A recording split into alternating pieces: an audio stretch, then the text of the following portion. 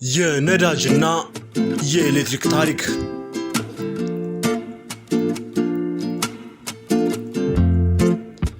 ያለ ኢንዱስትሪ ያለ ኤሌክትሪክና ያለ ነዳጅ ብልጽግና ብሎ ነገር የለም። ያለ ብልጽግና ደግሞ ሰላም አይገኝም። በየዓመቱ ከሚሊዮን በላይ ስራ አጥ ወጣቶች እያከማቸ እንዴት ሀገር ሰላም ትሆናለች? በሌላ አነጋገር መበልጸግ የፈለገ ሰላምን የወደደ ሀገር ከአሜሪካና ከአውሮፓ ከዚያም ከጃፓን ከታይዋንና ከደቡብ ኮሪያ የብልጽግና ታሪክን ይማራል። ፋብሪካዎችን ያበረክታል። እንደ ሀገራችን ባለስልጣናትና ፖለቲከኞች በከንቱ የካርቦን ልቀት፣ አረንጓዴ ልማት፣ ታዳሽ ኃይል እያለ አይጃጃልም። ሀብት አያባክንም። በኢንዱስትሪና በነዳጅ ላይ ጦርነት አያውጅም። በኤሌክትሪክና በሲሚንቶ ላይ አይቀልድም።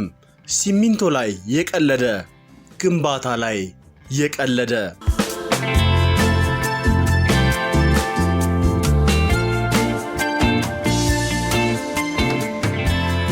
ኢትዮጵያ ውስጥ ግን በጣም እየተቀለደ ነው። የትራንስፖርት ሚኒስቴር በበኩሉ የካርቦን ልቀት ለመቀነስ ሞተር አልባ ትራንስፖርትን ለማስፋፋት እቅድ እንዳዘጋጀ ተናግሯል። እቅዱን ተግባራዊ ለማድረግ ሁሉን አቀፍ ዘመቻ መጀመሩንም አውጇል። ሞተር አልባ ማለቱ በብስክሌትና በእግር ተጓዙ ለማለት ነው። አንዳንዴ ባህላዊ ትራንስፖርትም የሚል ስም ይጨመርበታል። ሌላ ጊዜ ደግሞ አገር በቀል ትራንስፖርት ይሉታል። በእግር የመጓዝ ባህል ለማዳበር ምን ጥረት ያስፈልገዋል? ለእግር ጉዞ የሚኒስቴር መስሪያ ቤት ማቋቋምና ዘመቻ ማካሄድ ያስፈልጋል? ለመሆኑ ምክንያቱስ ምንድን ነው? ከነዳጅ የሚወጣ የካርበን ልቀት ለመቀነስ፣ የሰሜን ዋልታ በረዶ እንዳይቀልጥ ለመጠበቅ ምናምን አይ ወግ፣ ለዚያውም ያላዋቂ ወግ፣ የቸከ ወግ። ዛሬ በርዕሰ ጉዳያችን ነዳጅና የኤሌክትሪክ ትራንስፖርት ተሽከርካሪዎችን እንቃኛለን። አብራችሁን ሁኑ።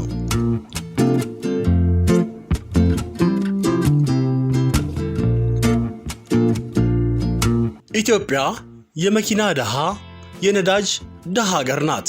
የኢትዮጵያ ሕዝብ ከኬንያ ሕዝብ በእጥፍ ይበልጣል። በመኪና ቁጥር ግን የኬንያ ይበልጣል በእጥፍ። ኬንያ ድሃ ሀገር ናት።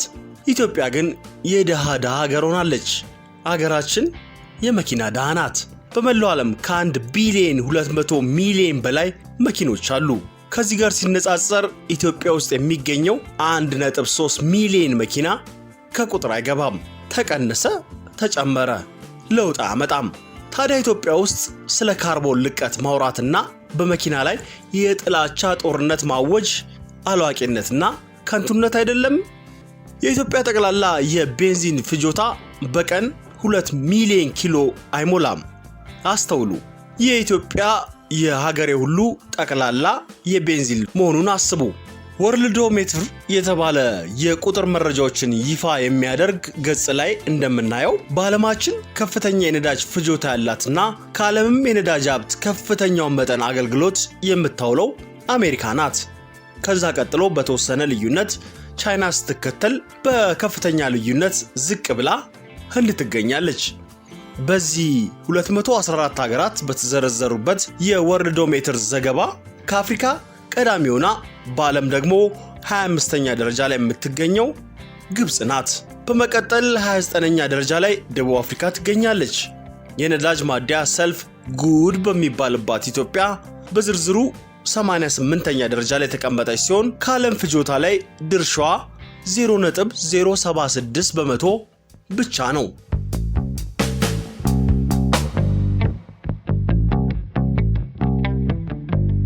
የነዳጅና የኤሌክትሪክ ኃይል ጉዳዮች ዙሪያ በቀዳሚነት ከሚጠቀሱ ምሁራን መካከል አንዱ የሆኑት ቫክላቭ ስሚል የስልጣኔ ታሪክ የነዳጅ የኤሌክትሪክ ኃይል ታሪክ ነው ይላሉ። ከሁሉም ቀድመው የከሰል ድንጋይና ነዳጅ ዘይት ያመረቱ፣ የኤሌክትሪክ ማመንጫና ሞተር የፈጠሩ፣ በገፍ የፈበረኩ ሀገራት በተለይ እንግሊዝና አሜሪካ ከሌሎች ቀድመው ወይም ልቀው በልጽገዋል። አምፖልና ምድጃ፣ ባቡርና መኪና፣ አውሮፕላንና ሮኬት ከኤሌክትሪክና ከነዳጅ ጋር የተያያዙ ቴክኖሎጂዎችና ምርቶች ላይ ቀዳሚዋ ተጠቃሽ ሀገር አሜሪካ በብልጽግና የላቀች ሀገር ናት። በብልጽግና ታሪክ የነዳጅና የኤሌክትሪክ ታሪክ ነው እንዲሉ ብልጽግና ከእግር ተጓዥ ወደ መኪና፣ ወደ ባቡር፣ አውሮፕላን ተጓዥ መሸጋገር ነው። የሰው የጉልበት ሥራ ለአንድ አምፑል ከሚያስፈልገው ጉልበት ብዙ አይበልጥም። የሰው ጉልበት ለሁለት አምፖል አይበቃም። ባለ 60 ሻማ አምፖል ይባል የለ 60 ዋት ለማለት ነው። የጎልማሳ አማካይ የጉልበት አቅም 100 ዋት ነው። ለእርሻ የተጣመሩ 2 በሬዎች ወደ 400 ዋት ገደማ ጉልበት ይኖራቸዋል። የጠንካራ ፈረስ ጉልበት የ7 ሰዎች ጉልበት ያለው የሚባለው አለ ምክንያት አይደለም። የአንድ ፈረስ ጉልበት ከ700 ዋት በላይ ነው። 1 ሆርስ ፓወር 745 ዋት እንዲሉ መኪናና አውሮፕላንስ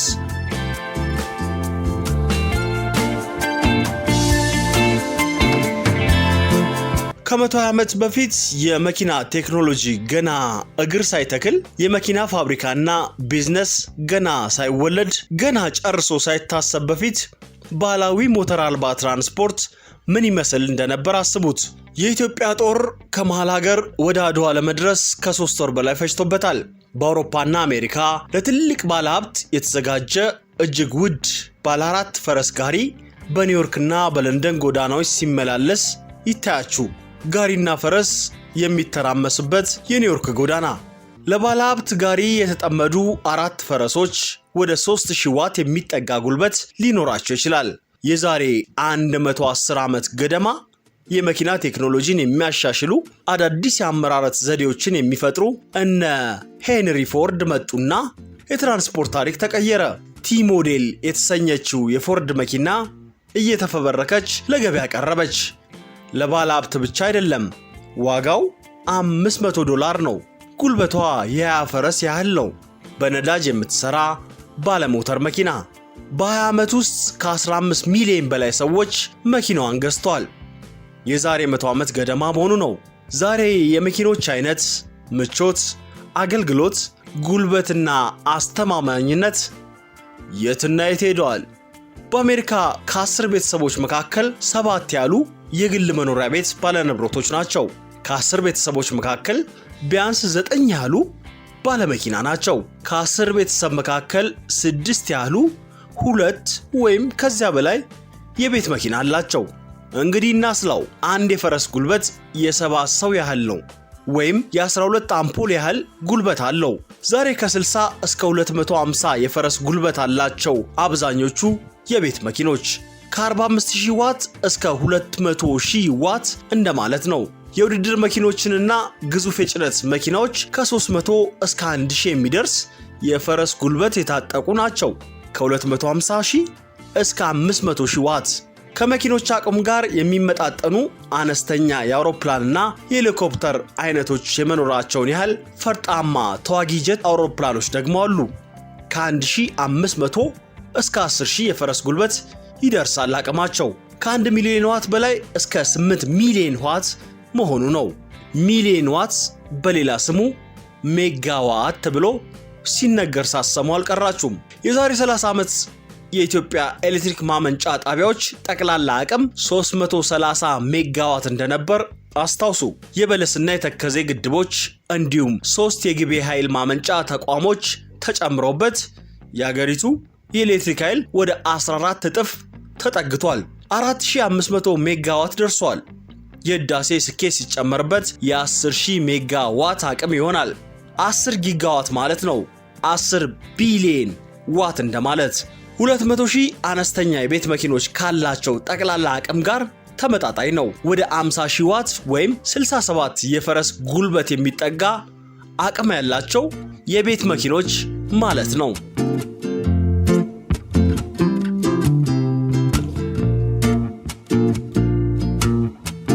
እንግዲህ በሀገራችን ከተሰሩ ምርጥ ኤሌክትሪክ አመንጪ ግድቦች መካከል ጊቤ 1 በምሳሌነት ይጠቀሳል። 180 ሜጋዋት ነው አቅሙ። ሁሌ የግድቡ ውሃ ሙሉ ቢሆን በሙሉ አቅሙ የኤሌክትሪክ ኃይል ማመንጨት ይችላል ማለት ነው። ነገር ግን ግድቡ በክረምት ይሞላል፣ ከዚያ እየቀነሰ ይሄዳል። እናም ግድቡ በአማካይ በ90 ሜጋዋት አቅም ዓመቱ ሙሉ የኤሌክትሪክ ኃይል ያመነጫል ማለት ነው። የአቅሙን 50% እንደማለት። ይህ ትልቅ ብቃት ነው። የነፋስ ተርባይን በ20% አቅም፣ የፀሐይ ኃይል ማመንጫዎች ደግሞ በ10% አቅም ነው ኤሌክትሪክ የሚያመነጩት። ለዚያውም እንደ አየር ሁኔታ ነው።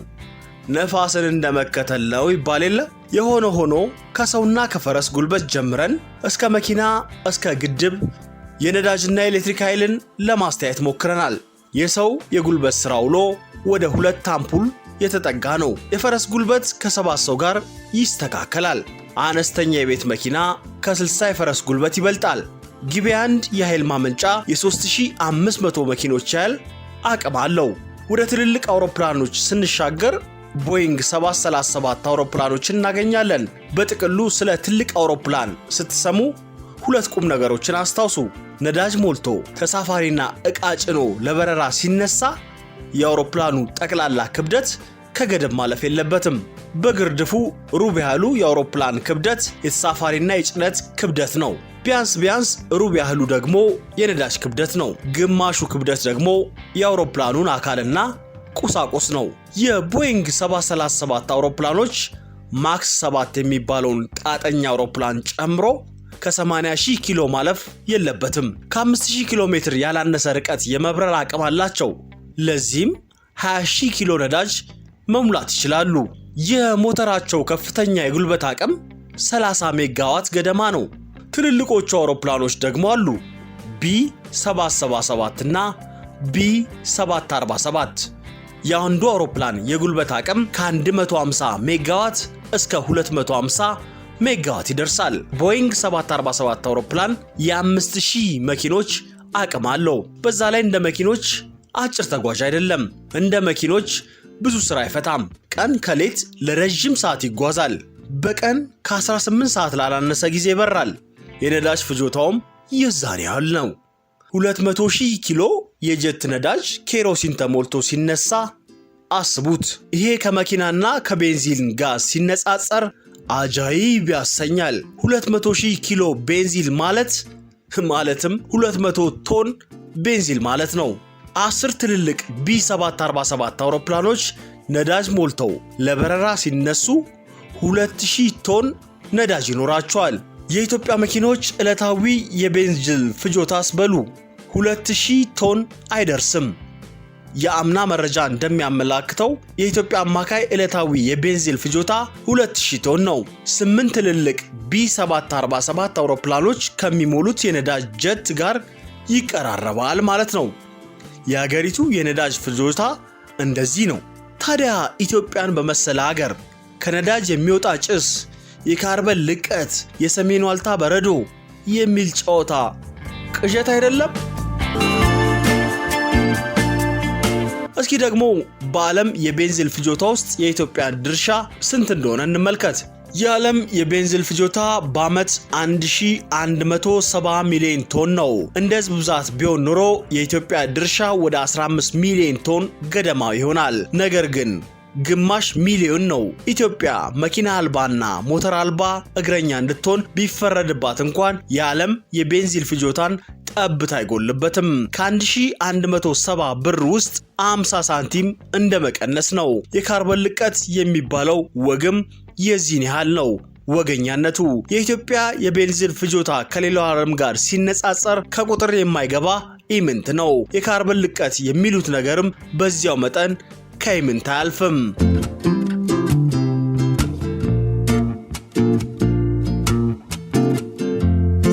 በአፍሪካ በየዕለቱ 3.5 ሚሊዮን በርሜል ነዳጅ ጥቅም ላይ እንደሚውል የዓለም አቀፍ የኤነርጂ ኤጀንሲ መረጃ ያሳያል። እንደ ናይጄሪያ፣ አንጎላና አልጄሪያ ያሉ ነዳጅ አምራች ሀገራት የሚገኙባት አፍሪካ የድፍድፍ ነዳጅ ፍጆቷ እየጨመረ መምጣቱን ቢዝነስ ኢንሳይደር ባወጣው መረጃ ላይ ተጠቅሷል።